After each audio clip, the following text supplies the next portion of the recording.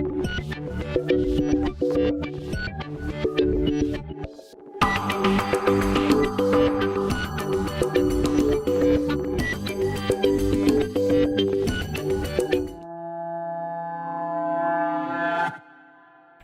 gracias por su presencia. En esta última sesión va a estar con nosotras la doctora Mera Isbiera Alcázar. Es doctora en Ciencias Sociales en la línea de Mujer y Relaciones de Género por la UAM Xochimilco, maestra en Estudios Sociológicos por la Universidad Autónoma de Baja California, Estudios Socioculturales, perdón, por la Universidad Autónoma de Baja California y el Colegio de la Frontera del Norte en Tijuana. Es licenciada en Filosofía por la misma Universidad de Tijuana. Actualmente trabaja en el Seminario de Investigación en Juventud de la UNAM como investigadora. Además es docente en la ENA en el posgrado de Antropología Social en la línea de Jóvenes en Sociedades Contemporáneas. Sus investigaciones se inscriben en la línea de estudios feministas, de género, estudios culturales sobre música y juventud y culturas juveniles. En especial se ha dedicado a la investigación de las experiencias en jóvenes mujeres en los escenarios de rock en Tijuana y el Distrito Federal. Y bueno, sin más, adelante.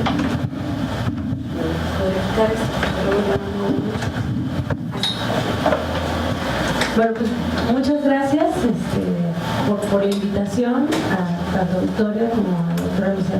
Claro que ya nos conocíamos, si no físicamente, por lo menos yo había escuchado mucho hablar de ti. Y bueno, pues algo que les voy a contar es justamente cómo ha sido mi proceso de trabajo en el tema de mujeres y rock, muy en específico.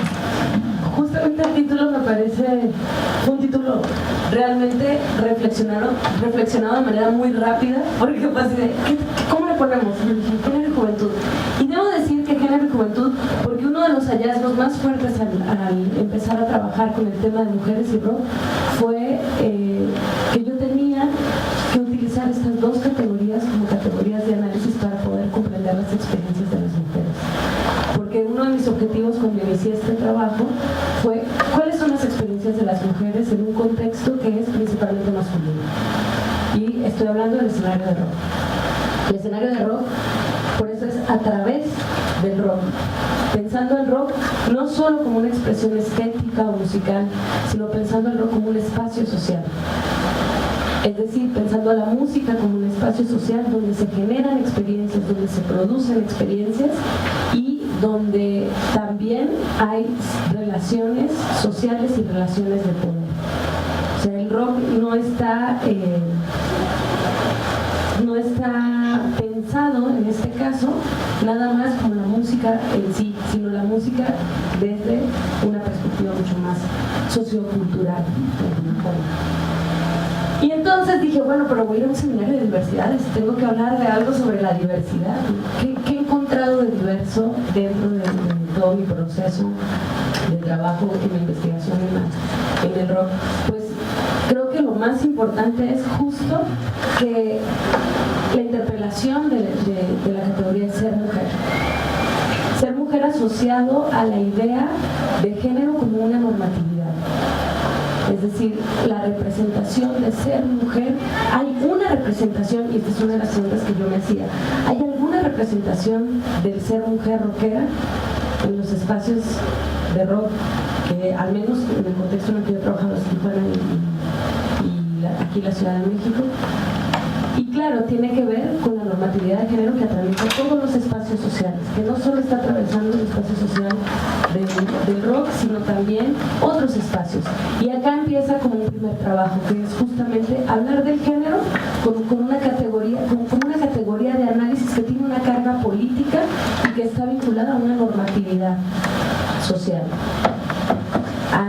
Bueno, acá hay muchas autoras, ¿no? Voy a irlas mencionando poco a poco, pero esta categoría como una categoría que marca representaciones, expectativas de significado de ser mujer. Por eso está en cursiva, ¿no? Porque es un cuestionamiento, una interpelación a ser mujer. No existe un solo tipo de mujer, eso está en el imaginario, en una representación que en la realidad no se va a ver reflejada y menos en el rock. Y entonces esto es de lo que les voy a contar un poco. ¿Podemos pasar a la siguiente? Entonces arranco un poco con una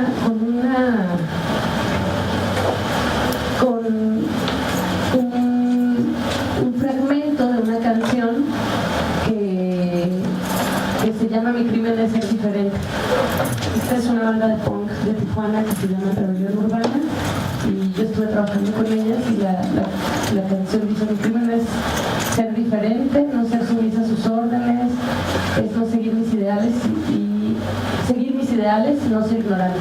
Y entonces yo acá me parece significativo arrancar con esto, porque justamente estoy un poco preguntándome si la experiencia de las mujeres en el rock, esta fue como una pregunta de arranque, si la experiencia de las mujeres en el rock les permitía o no identificarse con una forma de interpelación a la condición de género que ha sido determinada socialmente y estructuralmente. Entonces, claro, me encuentro líricas que cuestionan muchísimo ese posicionamiento. Y entonces, en primera instancia, yo decía: sí, por supuesto, ser mujer y ser rockera es tener el puño súper levantado, y todas son feministas. Eso era lo que yo quería encontrar. Sin embargo, me encuentro que en realidad hay todo un proceso por el que todas las mujeres pues pasamos en procesos reflexivos a partir de nuestras prácticas sociales, ¿no? Y bueno, esto nada más era para un poco también poner en la mesa estos conceptos que tienen que ver con mujer, joven y mujer. Y bueno, y estas citas, porque también me parecen importantes y tienen que ver un poco con mi posicionamiento de análisis. Debo decir que también ha sido un proceso, y por eso creo que este es el resultado. Esta conferencia es un poco la excusa para una reflexión del propio resultado de mi proceso de investigación, que tiene que ver con el iniciar una investigación diciendo que lo hacía desde una perspectiva de género, y decir que 8 años después, 8 años después, puedo decir abiertamente que mi investigación tiene una perspectiva feminista, que lo que busca es visibilizar las experiencias de las mujeres, pero no solo eso, sino desmenuzar las relaciones de poder que se construyen a partir del condicionamiento de género. Y entonces, en el camino también descubro que hay un condicionamiento de juventud, que está muy asociado a expectativas culturales, a representaciones sociales e imaginarios de un deber ser joven y mujer. Y entonces hay acá una categoría de análisis que también es una categoría que marca relaciones de poder y que va a estar íntimamente vinculada con las prácticas y con contextos situados. En ese sentido, bueno, también recurro a Gargalo, que dice que entonces pienso en la complejidad. Esto es importante. Pienso que toda investigación debe partir desde un posicionamiento muy claro, donde lo complejo está en la mesa. Pero no lo complejo como algo complicado y hecho un nudo, sino lo complejo como un proceso de articulaciones que posibilitan una situación, un hecho, un acto. Entonces, que además se analizan a partir de lo cotidiano, como dice Gargalo, y que además producen y tienen la posibilidad de producir un conocimiento. Entonces, desde ahí es que los modos conceptuales que de alguna manera han guiado toda la investigación de las que les voy a contar ahora ya de una manera más específica, nada más quiero empezar acá, tienen que ver con tres modos conceptuales importantes: género, juventud y por supuesto cuerpo, porque el cuerpo es la materialización que permite identificar, y no el cuerpo como algo biológico, sino como el cuerpo como simbólico, es la materialización que permite identificar como al género y a la juventud, ¿no? Entonces estoy partiendo de la idea del género y la juventud como categorías de análisis complejas, como condicionamientos normativos que generan representaciones y autorrepresentaciones. Y acá estoy partiendo del feminismo más tradicional que viene desde John Scott, Teresa de Lauretis, Judith Butler, pensando el cuerpo más como lo simbólico, ¿no? Pero también con una reflexión que está muy asociada al darme cuenta ya en el análisis, que tiene que ver con la significación que el género y la juventud adquieren en esta materialización del cuerpo, y que está vinculado con un adultocentrismo y con la patriarcado. En este sentido es que la pregunta que está detrás de todo este bagaje teórico sería: ¿qué efectos tiene en la cotidianidad ser un hombre o una mujer joven de forma más específica qué efectos tiene ser un hombre o una mujer joven en el rock. Y quiero decirlo de la juventud disociada de esta idea biologicista que tiene que ver con la edad, sino pensando la juventud basándonos más en la condición juvenil, es decir, el contexto pensando en esta articulación de las relaciones que se generan a partir de ciertas prácticas que definen a la juventud. La juventud, tanto la juventud como el género, son categorías relacionales que se significan a partir de contextos específicos y situados. Entonces, partiendo de esta idea, es que yo digo que la edad es a la juventud lo que el sexo es al género. Hay una determinación vinculada con el que se materializa en el cuerpo a partir de ciertas expectativas biologicistas y que, por supuesto, mediante ciertas prácticas se pueden interpelar y se pueden cuestionar. En ese sentido es que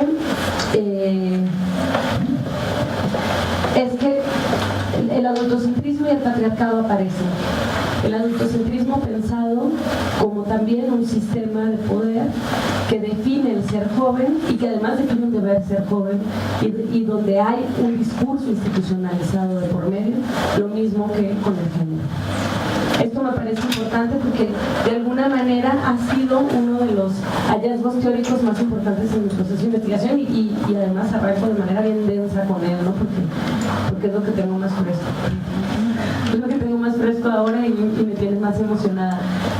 Y también porque esto es resultado de una reflexión que me ha costado mucho trabajo articular, en el sentido de que no encontré, cuando estuve haciendo mi trabajo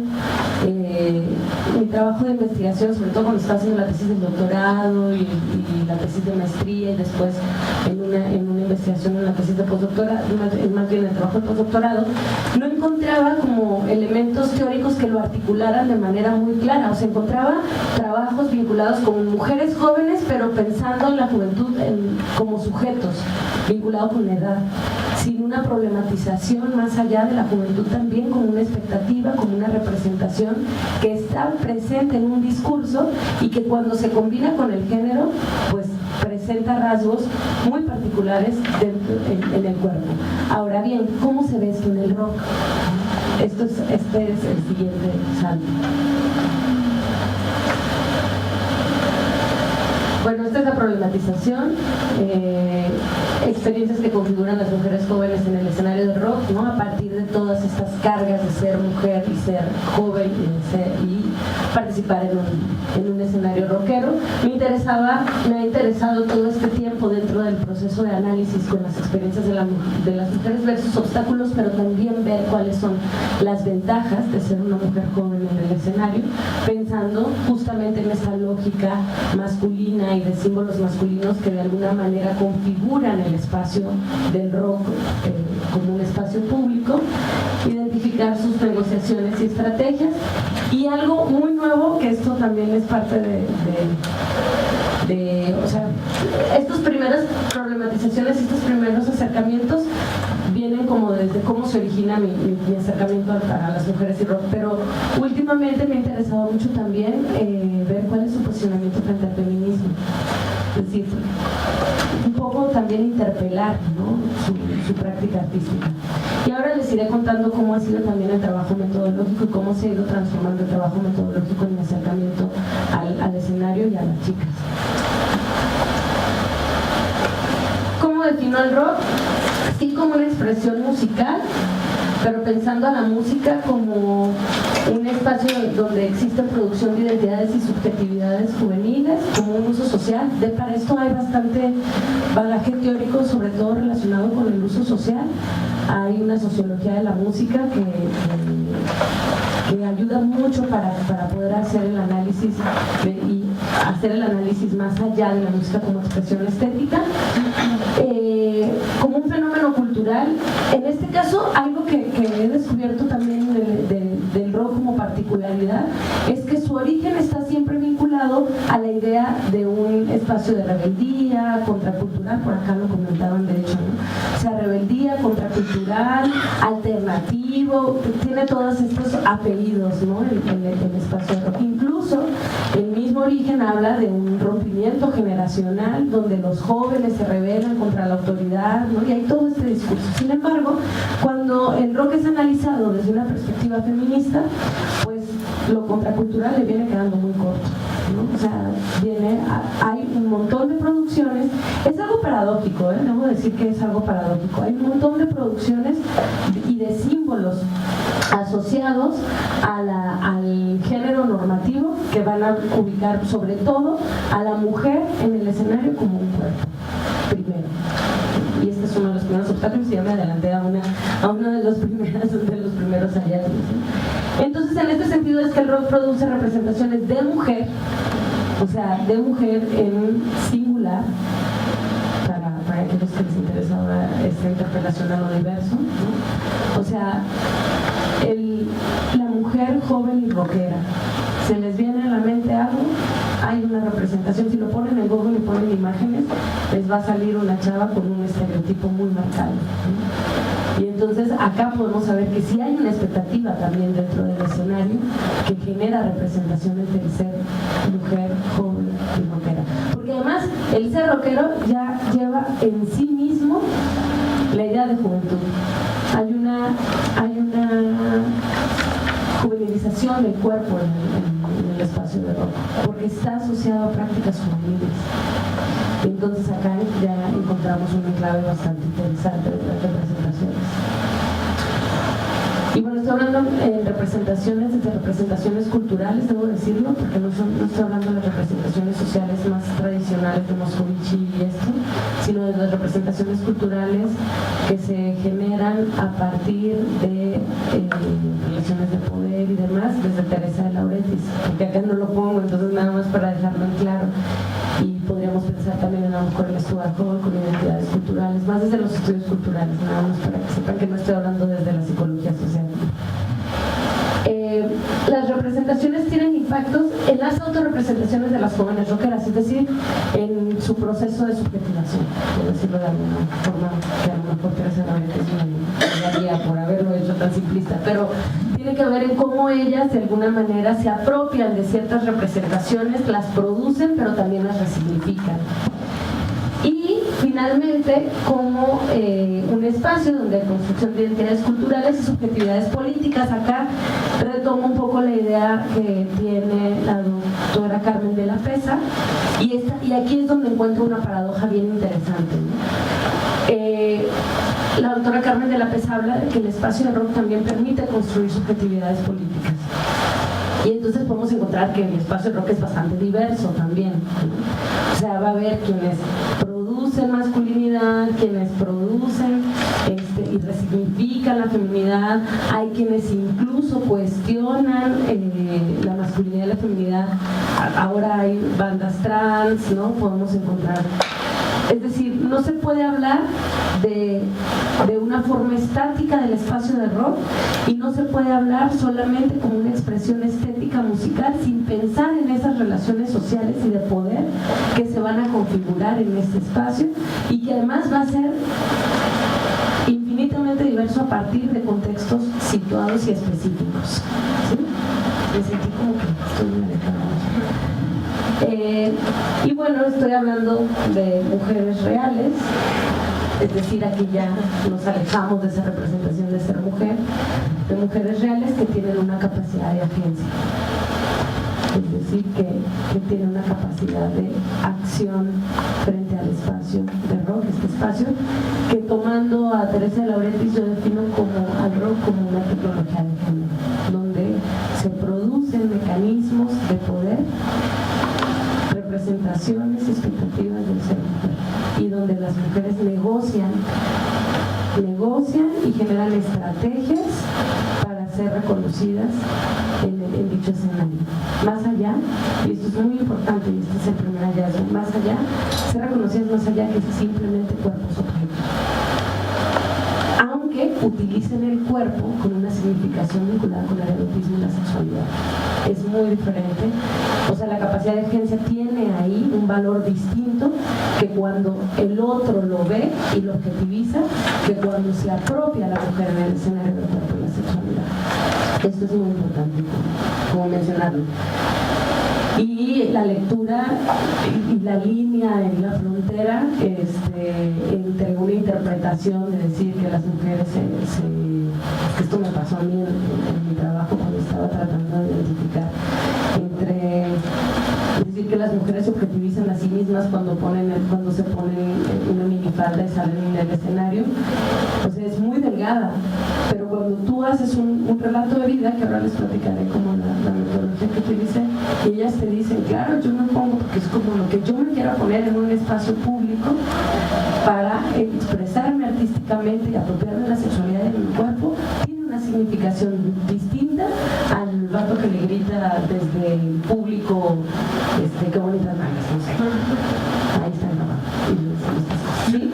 Entonces, o sea, como pensemos, es una línea muy delgada de interpretación y que a mí me ha costado mucho trabajo como poder diferenciar, pero que tiene que ver justamente con esto que es la capacidad de agencia y que tiene que ver con otra cosa que acá no lo pongo, pero que tiene que ver con lo de los puntos excéntricos que habla Teresa de Lauretis, que son estas situaciones o momentos en las que se logra revertir de alguna manera el género, salir del género y salir de la norma. No, un sujeto no es excéntrico todo el tiempo, pero puede tener ciertos actos o situaciones que marcan o que hacen que se pueda salir de la norma. Entonces, esto puede ser a veces bastante paradójico, ¿no? O podría parecer incluso contradictorio.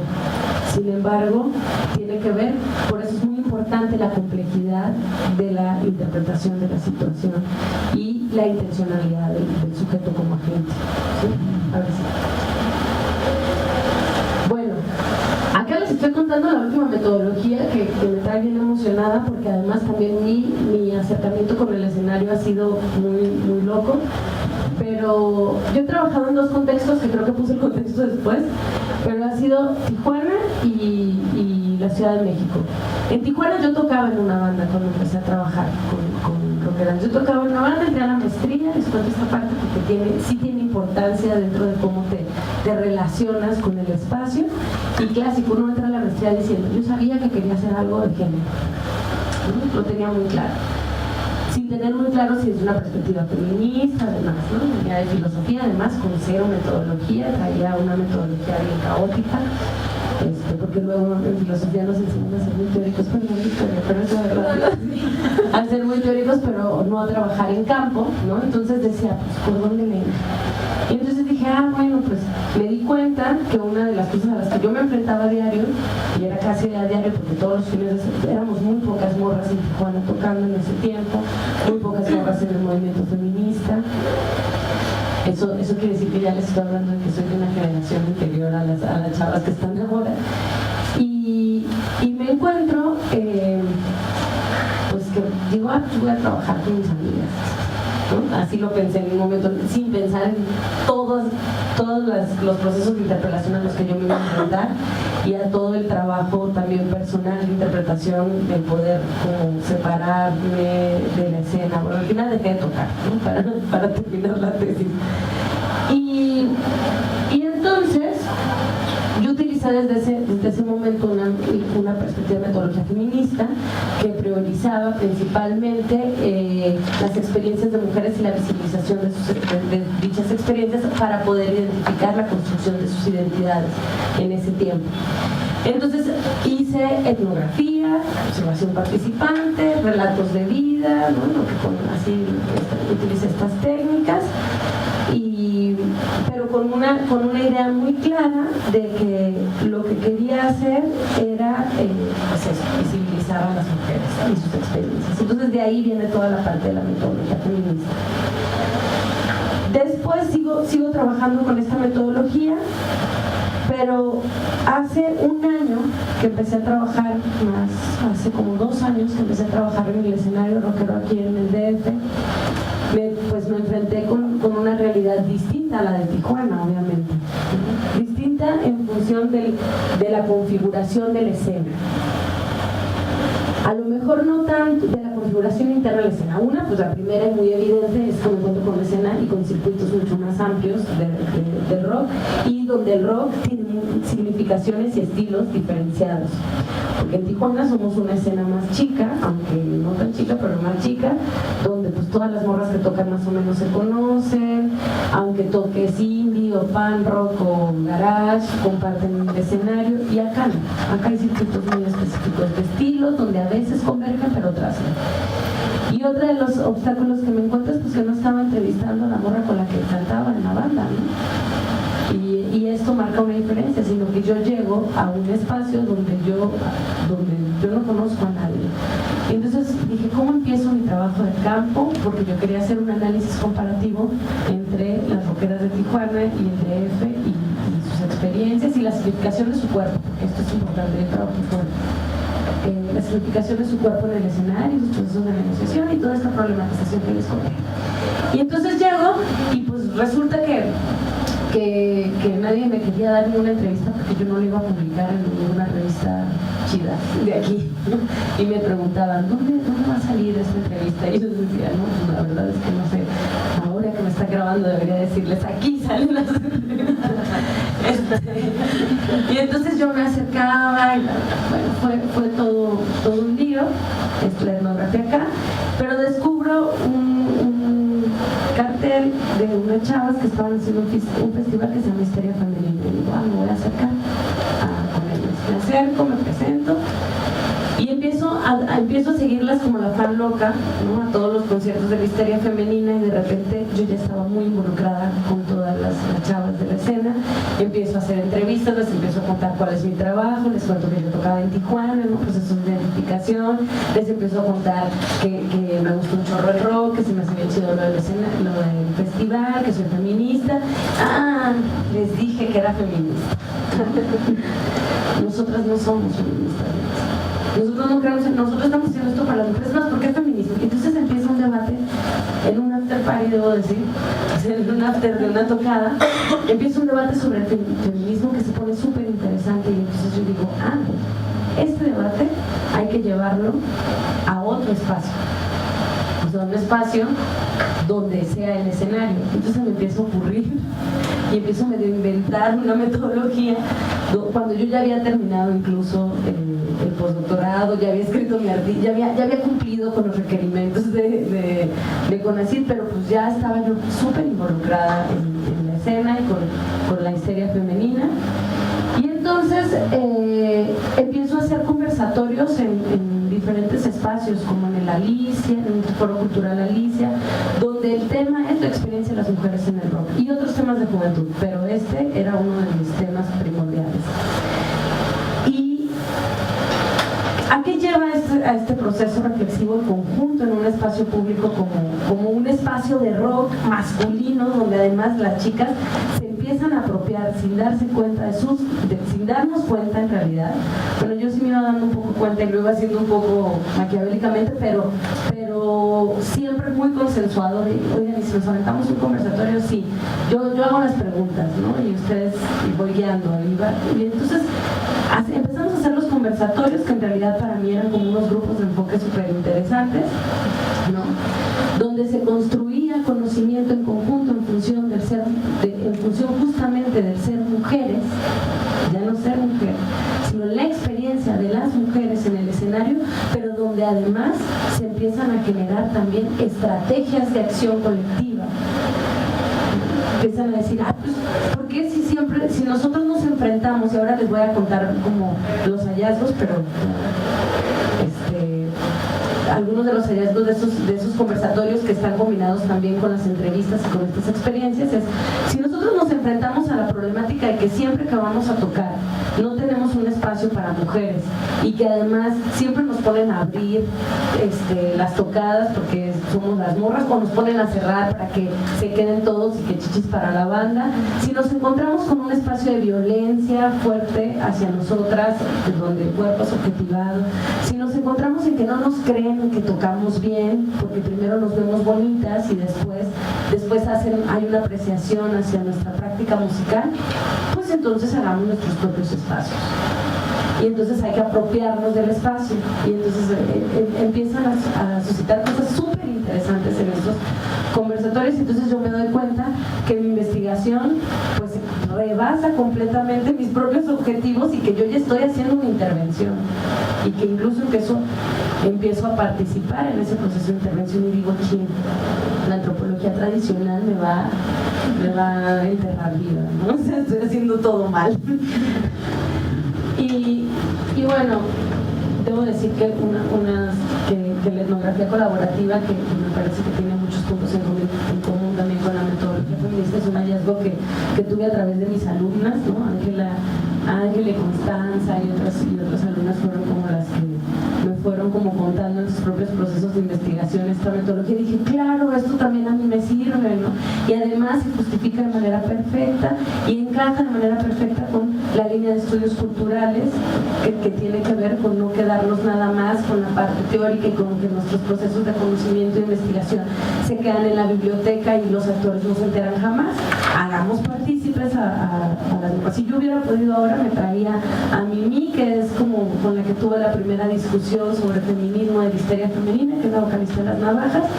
Me hubiera traído a las otras chicas a hacer, que lo he hecho también en la UNAM, las he traído a los conversatorios y les he contado como, o sea, empiezo a tener con ellas un diálogo de mi proceso de conocimiento, y ellas empiezan a tener un diálogo conmigo, y ahora tenemos una colectiva que se llama Histeria Femenina y hacemos tocadas de mujeres para mujeres, ¿no?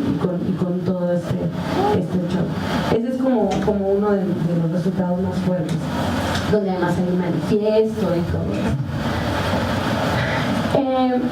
El informante deja de ser un informante que está aislado, sino se convierte también en un consultor de producción, de la producción de conocimiento. Esto es lo último que estoy haciendo, entonces ya los estoy trayendo un poco así como rizomática, porque soy así, pero también como para darle más sabor y no sea como tan aburrido cronológicamente, ¿no? el proceso de investigación. No hay jerarquía de conocimiento, el conocimiento se construye en conjunto. Claro, esto es en la teoría, por supuesto que en la práctica uno se va a encontrar con una serie de diálogos y debates, pero que justamente alimentan ciertas conclusiones donde no todas pensamos lo mismo. No se trata de homogenizar el pensamiento, sino más bien de visibilizar esas diversidades y esas diferentes formas de ser mujer. Y debo decir, las diferentes formas también de adscribirse ahora, la mayoría de ellas, como feministas. Y debo decir diferentes, ¿no? Porque hay algunas que hablan de un tipo de feminismo en el que no, y otras no están de acuerdo, no estamos de acuerdo, y eso es lo interesante justamente de este espacio de trabajo en colectivo. Ahora sí podemos pasar así.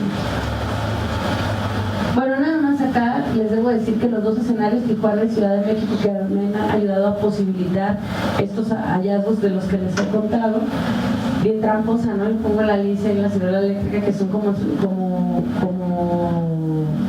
también representaciones del escenario, pero hay muchísimos más.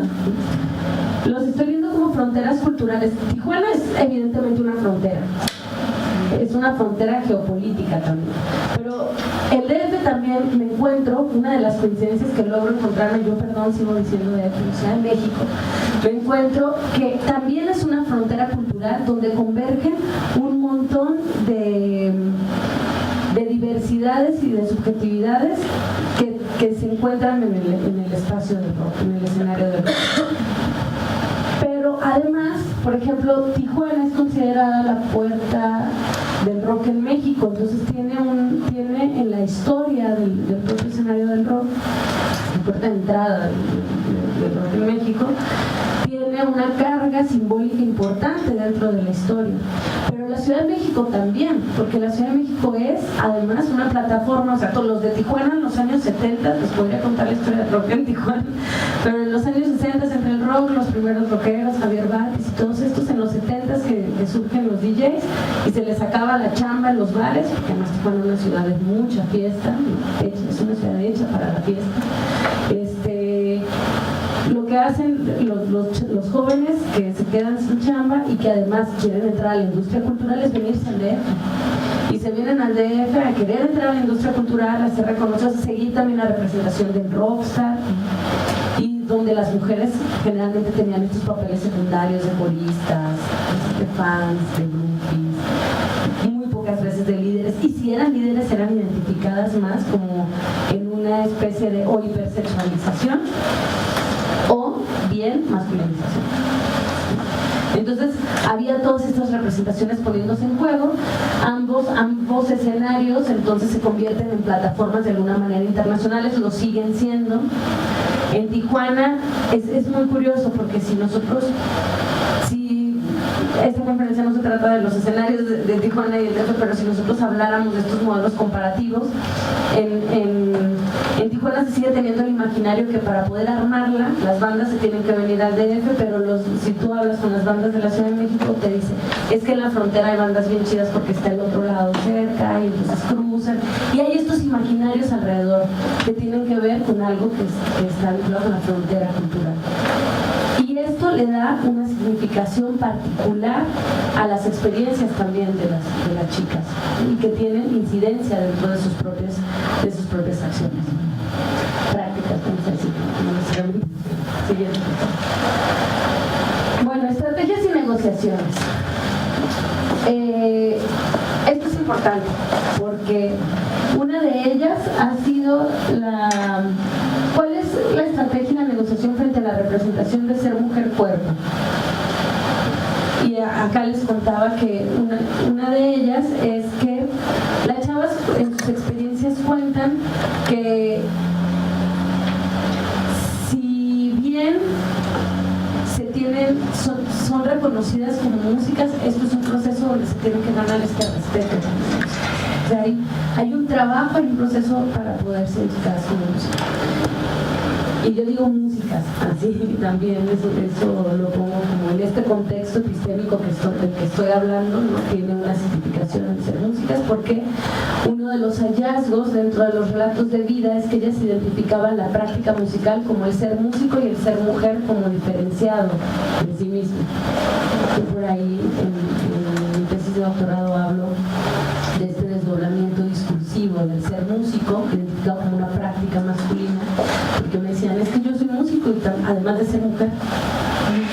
Entonces cuando el ser mujer y músico tendría que estar, bueno, no sé qué tendría, no voy a hablar de ese, pero es algo muy interesante, ¿no? Esta disociación discursiva. Entonces, una de ellas es que cuentan que para poder ser reconocidas como mujeres se ponen un chorro las pilas para tocar bien. O sea, la práctica musical, porque se da por hecho que cuando un hombre se sube al escenario lo va a hacer bien, porque es su espacio, un espacio masculino.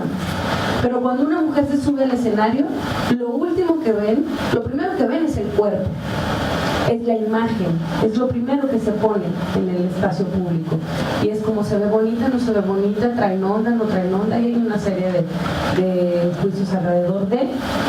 Y después es a ver si toca bien. De verdad, esto en todas las experiencias de las mujeres, tanto en los conversatorios como en los relatos de vida, por estos casi 8 años que he estado trabajando con mujeres y música, es lo primero que surge en las reflexiones. O sea, el trabajo extra de poder demostrar que lo que hacen, lo hacen bien. Y que al mismo tiempo las hace verse como mujeres, como algo raro en el escenario. O sea, algo que me decían es, las mujeres llamamos mucho la atención en el escenario. Y eso puede ser también una estrategia para ser escuchadas. O una estrategia para posicionarse dentro. Y entonces ahí a mí el puño se me bajaba y me ponía muy triste, ¿no? Decía, chale. Entonces en esto utilicé un concepto de Bárbara Risman que se llama subordinación adaptada, que tiene que ver con esto de, bueno, me subordino para poder ser reconocida o para poder tener una estrategia de poder. Y, o sea, las rockeras lo hacen adaptado también a su contexto. Claro que sí, por si alguien le iba a preguntar que si no había, sí, claro que se hace. A veces de manera consciente, a veces de manera menos consciente, pero claro que sucede. Como en cualquier otro espacio, creo que puede suceder. Una masculinización constante, ¿no? Si quiero ser tratada como igual, entonces me tengo que comportar como vato, ¿no? Son mis carnales, mis compas, ¿no? Entonces tengo que jugar los códigos que se juegan en el escenario para poder ser reconocida. Pero también encontramos esto de la apropiación de su sexualidad que les contaba, porque me encontré con chavas que ponen a la sexualidad en lo público y que hablan, y que incluso en Tijuana hay una chava que se llama Me va a morir sus hombres, que ya no está tan chava porque era con la que trabajaba en el 2011, ¿no? Pero algo que era muy característico de ella y que ahora podemos verlo también en otras bandas aquí en el DF, que es, no sé, pensé luego en esta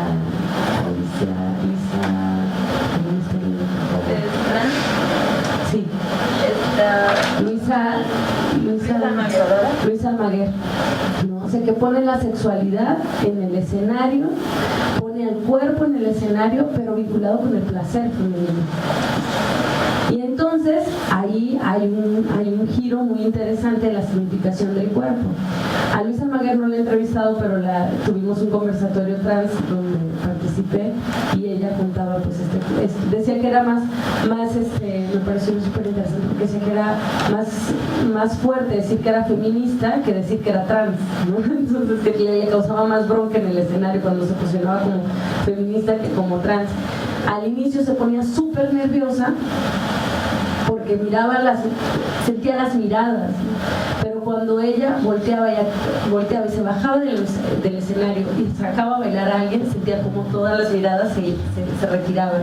Es decir, cuando una mujer se apropia la sexualidad, se baja y decide, ¿no? Bajaba la tensión. Y entonces acá hay algo muy interesante, ¿no? Público, acá está Lidia Barajas cantando y que ella me decía, es que mi papá nunca me iba a ver porque decía que yo era ¿cómo decía?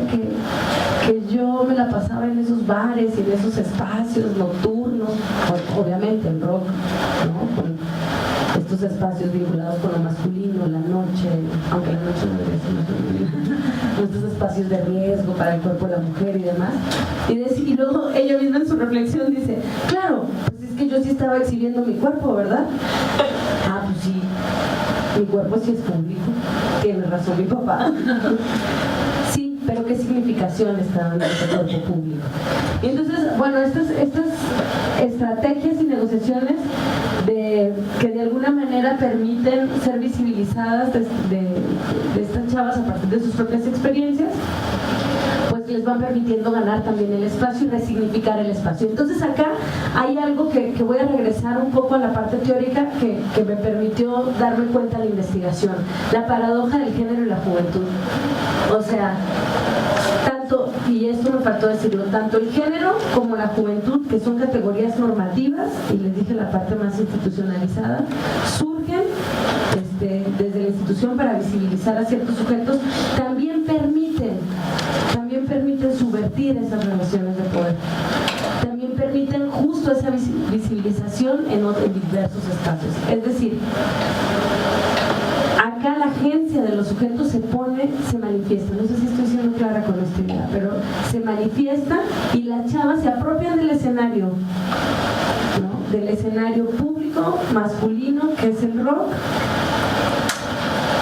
a través del cuerpo, la sexualidad, de una resignificación de ser mujer, y lo resignifican al mismo tiempo. Entonces hay esta paradoja, este giro, ¿no? de epistémico.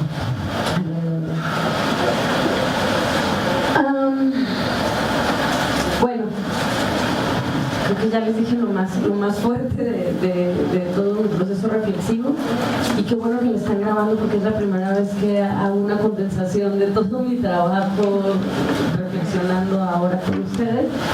Me va a servir para mis futuros análisis. Y mujeres diversas, pues justamente esto, ¿no?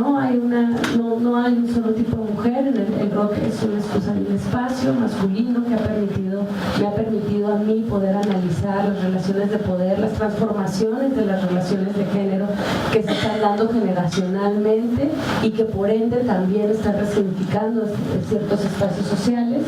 El camino de la colectividad, esta experiencia que les contaba justo de los conversatorios, cómo ha logrado que los procesos reflexivos en colectivo pues haya posicionamientos políticos de las chicas, ¿no? Y el trabajar en conjunto, el conseguir espacios por y para mujeres. Me queda claro que no existe un pensamiento feminista único, ¿no? Es un trabajo que en la cotidianidad se expresa en la complejidad, como lo dice Gargalo, ¿no? O sea, cuando estás en los conversatorios hay tres que se escriben como feministas y de verdad las tres te definen su experiencia como feminista y como mujer en la música y como mujer creativa, totalmente distinta. Entonces acá vuelvo a apelar, ¿no? Acá podemos encontrar que hay algo completamente heterogéneo y complejo, que no se puede homogeneizar ni que se pueden generar estereotipos ni estigmatizaciones alrededor de contradicciones, puntos de encuentro, paradojas. Creo que lo importante en el proceso reflexivo de la investigación es cómo estas contradicciones, estas paradojas, estos puntos de encuentro fisuran la norma y entonces la mueven y la transforman. Creo que esa es una de mis premisas más importantes dentro de los procesos de investigación. O sea, si van a hacer una investigación les voy a contar. Si van a hacer una investigación del reggaetón, por ejemplo, yo le traigo muchas ganas al reggaetón, ¿verdad? Tenemos muchas ganas al reggaetón. Si vamos a hacer una investigación de reggaetón y su conclusión me va a decir que el reggaetón es machista, entonces voy a decir que su investigación no me sirvió de nada, porque eso lo dice cualquiera. Entonces, no. ¿Qué está fisurando? ¿Qué está moviendo? ¿Qué molesta? ¿Qué es eso que molesta? Cuando algo molesta es sospechoso. Pensemos en una metodología de la sospecha, esté presente en nuestros procesos de investigación. Me he dado cuenta que en estos últimos 8 años también hay un mayor pronunciamiento con el feminismo y eso me parece bien interesante. Hay una oleada de feminismo con las mujeres jóvenes que creo que hay que registrar, que por ahí le quiero entrar ahora con todos estos procesos, porque hace 8 años yo hacía una entrevista y de verdad mencionaba el feminismo y la chica decía, no, hace 4, ¿no? Hace 3, cuando inicié con el Histeria, no soy feminista. Pero cuando ahora, y creo que tiene que ver con nuestro contexto nacional, que tiene que ver con la violencia de género, con los altos índices de feminicidios, cuando esto se manifiesta, la chava se entra en otros procesos reflexivos donde el feminismo adquiere otra significación y se sale de esa estigmatización que nos tenía unas cuantas ahí, ¿no? Entonces, bueno, estas son reflexiones que estoy dejando así como abiertas y que, bueno, creo que nos van a poder servir para un diálogo, porque ya me tardé un montón. Y esto creo que es bueno. Sí, casi totales. Bueno, reflexionamos un diálogo, ¿no?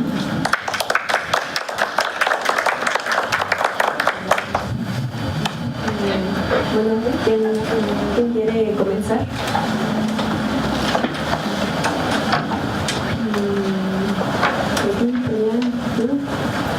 ¿A poco todo está bien claro?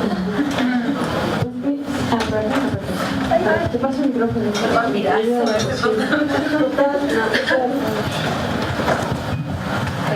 No sabes qué va a pasar.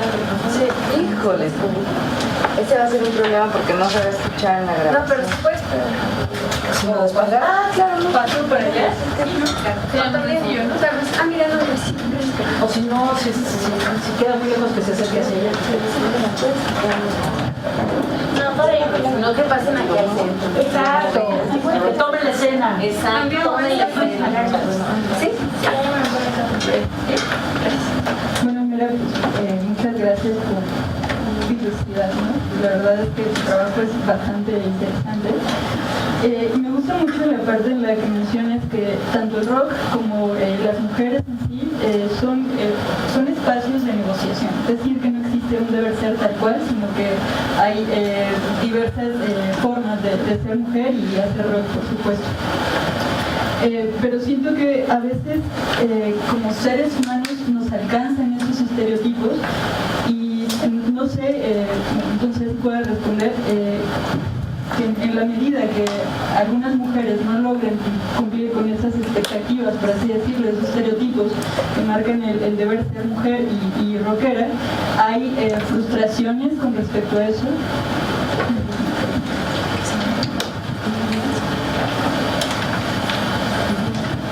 Podemos hacer una tanda, ¿sí? Sí, como... No, sí.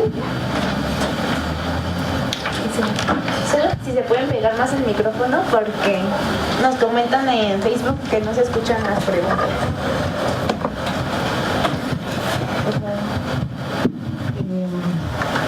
Bueno, primero que nada, darte las gracias por compartir tu experiencia con esa minucia y bueno, desde lo personal sobre todo como creo que hacer una reflexión metodológica sobre cómo nos encontramos haciendo investigación es muy importante porque muchas veces queda abierta la pregunta de cómo nos acercamos al campo, cómo entramos y yo por lo menos lo agradezco y quiero hacer una pregunta tal vez un poco minuciosa que no se me había ocurrido, pero ¿por qué decidiste utilizar espacio en vez de territorio?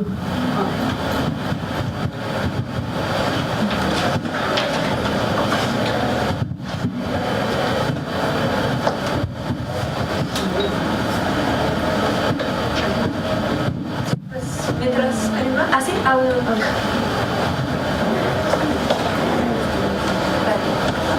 No, vamos con la sí, bueno, sí. Pero sí se puede. No, pero sí se Bueno, yo solo quería hacerte, ahorita, o sea, pensando en las relaciones que se gestan en la escena del rock, también estaba pensando en qué pasa con el público cuando las músicas son mujeres. ¿Qué tipo de seguidores tienen y si se gesta también un público femenino específico y, o sea, qué impacto tiene su música en el público? O sea, esa interacción que se da, si nos podrían hablar un poco de eso.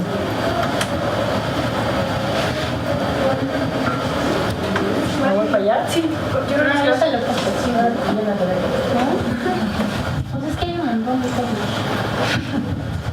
Primero por aquí no va a pasar.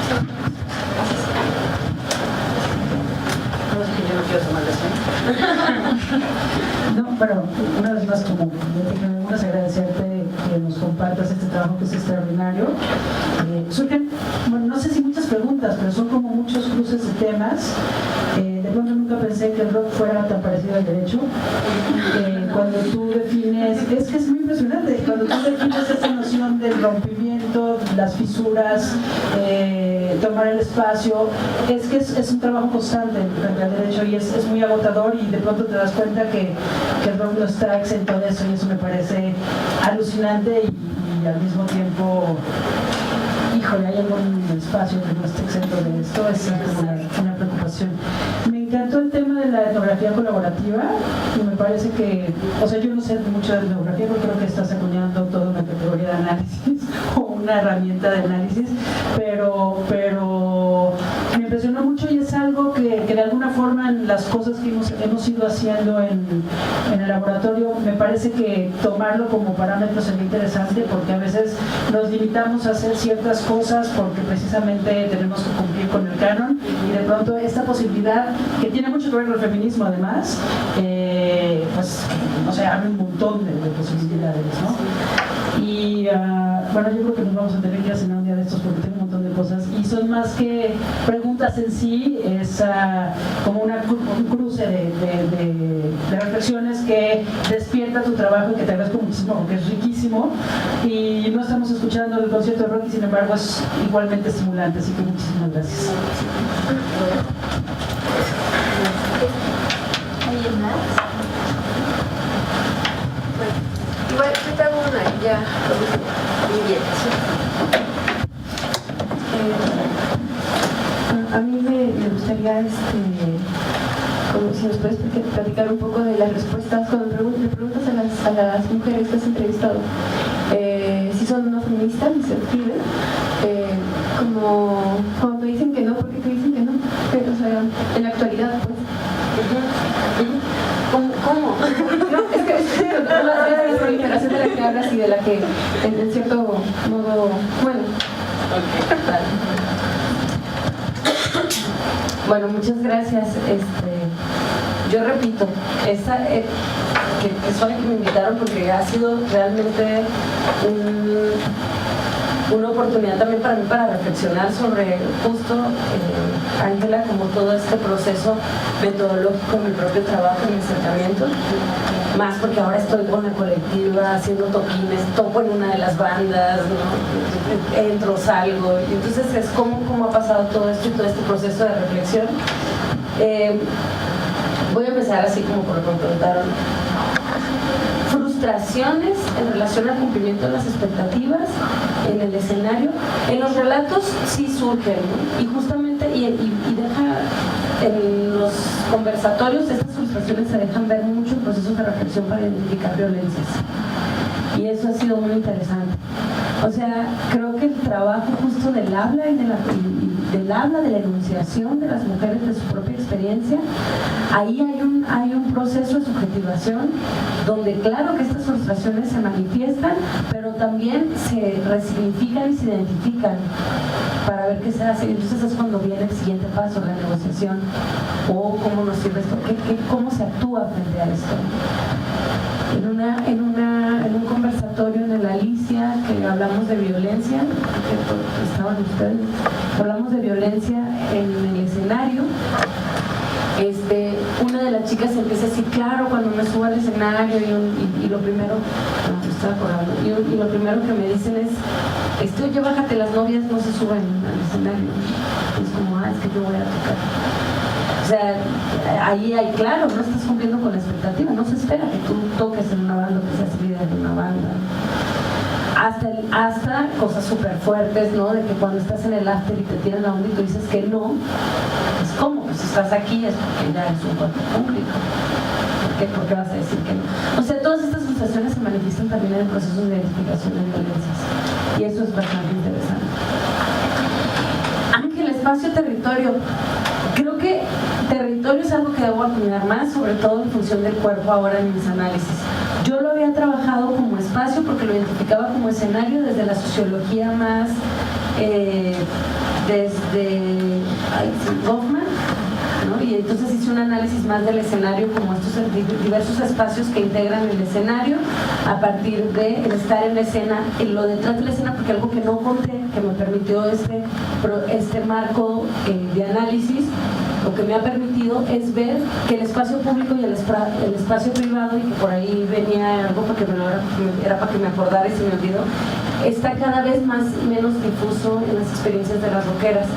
Y que no hablé de las rockeras que son mamás y que son jóvenes, que se identifican como ser jóvenes y que rompe, por ejemplo, totalmente la idea de la adultez vinculada con la maternidad, pero que además rompe también totalmente la idea de que el espacio público está separado del privado, porque entonces tú te encuentras a la morra que lleva al niño a la tocada porque no tuvo con quién dejarlo, y entonces ahí está el Nacho dejando entrar al niño y metiéndose, esto me están grabando, y entonces, ¿o dónde lo voy a guardar? ¿No? ¿Dónde voy a guardar al niño? Como si fuera que no desde que yo no soy mamá, ¿dónde lo voy a dejar encargado? ¿No? O sea, no sé cómo acomodar. Es decir, a mí me sirvió la idea de escenario y espacio para poder ver este acercamiento clásico a la separación de espacio público y espacio privado. Por eso es que utilicé esto. Pero creo que el territorio viene a marcar otra significación que la verdad yo no lo he abordado. Sin embargo, me parece que es un punto interesante y que podría ser un eje de análisis que todavía yo al menos no he explorado, pero que está presente y que puede ayudar mucho a articular con la idea de cuerpo, el cuerpo de forma mucho más simbólica. Pero esto es interesante y es uno de los hallazgos que no mencioné y que ahora lo menciono, es la línea en las experiencias de las mujeres entre el espacio público y el privado es oscilante, no tiene nada de separado, ¿no? Por el contrario, todo el tiempo la negociación y la estrategia está dentro del espacio privado y del público. O sea, la negociación con el papá, con la mamá, y que tiene que ver con el reconocimiento, con la pareja, con el ser hija, eso lo trabajo mucho. Voy a presumir mi libro, en el libro de Jóvenes Excéntricas, porque en la tesis logré como ver esto, ¿no? Como de manera más clara. Yo no trabajo auditorios, aunque sí abro, sí en los conversatorios se abren a los auditorios también a sus percepciones, y esto ha permitido ver también cómo las ven, porque sí es importante el cómo las ven, porque esto es donde se construye también la representación, ¿no? Y los imaginarios alrededor de las rockeras. Sin embargo, sí trabajé, por ejemplo, en el escenario de Tijuana, sí trabajé con, les llamábamos sujetos claves. Les llamé sujetos claves, que son todos aquellos que de alguna manera posibilitan el escenario, y entonces entrevisté a hombres para poder ver hombres que más que ser el auditorio son como los gestores culturales de las tocadas y demás, para ver cuál era la representación de las rockeras. Y pues me encontré con cosas bien interesantes, como que las chavas, esto te lo voy a contar porque es muy, muy, muy interesante, y lo he olvidado en el transcurso de mi análisis, que es, decían que las chavas tienen menos disciplinamiento para la música. Y entonces cuando yo les preguntaba que por qué tenían menos disciplinamiento, es que dicen, es que duran menos. Se meten a una banda y luego se casan, o tienen hijos, o se van a estudiar, ¿no? O sea, duran menos. Entonces yo me quedaba pensando, o sea, puros condicionamientos de ser mujer. Porque un hombre, si se casa o tiene hijos y no asume la paternidad responsable ni los roles, entonces claro que va a tener más tiempo para estar en una banda de rock, por favor, ¿no? O sea, entonces hay un condicionamiento de ser mujer que ellos asocian con la disciplina. Y esto era bastante interesante. O la otra era el clásico de esquema. Me dijo una vez uno de ellos, que no voy a decir nombres para no quemarlo, porque si no van a reconocer el Tijuana, y me dice, es una chava cuando se sube al escenario, aunque ni se oiga la guitarra, se ve bien bonita, ¿no? Y yo pensaba, chale, este vato no se da cuenta de lo que me está diciendo. No se daba cuenta. O sea, en efecto. Esa es la representación. Entonces, lo que sí es cierto es que, sí, pensando ahora en otro escenario, es que sí hay un auditorio feminista para aquellas que hacen rock feminista, reggaetón feminista, hip hop feminista, ¿no? Pensando en otro giro, ¿no? Sí hay un público en relación a eso, pero como la verdad yo no me especializo en consumo, sino en producción, no puedo decirte una línea más que puras hipótesis que tengo alrededor de ello. Definitivamente yo creo que cada que empiezo como a contar los hallazgos del análisis, sucede que quienes trabajamos con mujeres en diferentes espacios públicos, y por eso es lo importante del espacio, pero que podríamos asociarlo con territorio, nos encontramos que tienen obstáculos similares, que obviamente se contextualizan de manera diferenciada a partir de ciertas prácticas, pero sí, o sea, la lucha de las mujeres por el reconocimiento en los espacios públicos sigue estando totalmente presente, se sigue resignificando, se sigue retrabajando. Y yo siempre digo, por eso puse a través del rock, que es una excusa de hablar de la diversidad de las mujeres el rock, porque a mí me gusta andar rockeando, ¿no? Pero y porque también, o sea, la idea es como utilizar estos espacios como espacios políticos, hay que resignificarlos. Entonces sí, completamente sí, vamos a hacerlo. Porque estamos platicando de todo. Saber. Feminismo, Victoria, fíjate que cuando yo tuve mucho miedo de hacer esa pregunta la primera vez, en el conversatorio, en un primer conversatorio que hice un 8 de marzo en la Alicia, que fue la primera vez que me invitaron a ayudar a coordinar el evento. Que yo le agradezco un montón a ese espacio porque me ha permitido como intentar estos diálogos. Yo dije, híjole, voy a lanzar la pregunta, y yo sabía que las de la mesa, la mitad, porque ya las había entrevistado de manera individual, me iban a decir que no eran feministas, ¿no? Pero entonces, estratégicamente había una súper feminista ahí. No fue estratégico, estaba ahí también, o sea, yo quería ver como qué pasaba, ¿no?, con el discurso. Entonces cuando pregunto que si su creación artística, ¿no?, tenía alguna carga feminista, y si no la tenía, que hicimos esa pregunta, ¿no?, con las trans, y si no la tenía, pues cuál era su posicionamiento frente a eso. Y las que decían que no, era porque no sabían que era feminismo. porque había una ignorancia contra el feminismo. Entonces la siguiente que sí se decía feminista le decía, pues es que me acuerdo mucho de una de las chicas que tiene una banda que se llama ¿Qué pasa USA aquí en el DF? Esta Melina decía, es que decir que no eres feminista es tan absurdo como decir que no eres antirracista, ¿no? Y entonces hace esa analogía en el conversatorio y la que sigue dice, bueno, es que pensado así, pues sí soy feminista, ¿no? O sea, como un poco, entonces ahí yo me di cuenta, los conversatorios generan procesos reflexivos en colectivo. En ese momento, escuchando al otro también, tú vas reflexionando sobre tu. Entonces el otro decía, es que yo no creo porque luego los feministas, pero bueno, si el feminismo es la lucha por la igualdad de los, pues sí son, ¿no? Y entonces ahí empieza a ver las tensiones en el discurso. Entonces generalmente las que decían que no era porque tenían un montón de estigmas y estereotipos alrededor del feminismo, y es muy chistoso. Hay una de ellas, una de las chicas que ahora está en batallones femeninos. Yo hice un conversatorio con batallones femeninos también cuando se decía que no era feminista y ahora son súper feministas los batallones, la oveja y demás. Pero una de ellas la bruja, Xochitl, en el primero decía, no, es que no soy feminista, o sí, y ahora es así, activista, ¿no? Está en batallones femeninos, pero porque hubo un proceso reflexivo, pero también porque la verdad es que el contexto te interpela, ¿no? O sea, si salen a la calle, si están en el escenario y constantemente están siendo violentadas y de repente se reflexiona en conjunto sobre esto, te das cuenta que también es necesario posicionarse políticamente. No sé si solamente como feminista, ¿no? Yo lo estoy hablando desde mi propia experiencia también. Pero sí, generalmente era por eso. Estos conversatorios están siendo como un poco la semilla de la oleada del feminismo. No sé si sean. Yo creo que son un espacio, han sido un espacio. Sí, no quisiera, es que me sea responsabilidad decir eso, pero sí creo que han sido un espacio de reflexión para cierto circuito musical, porque la verdad es que el circuito es bien amplio, ¿no?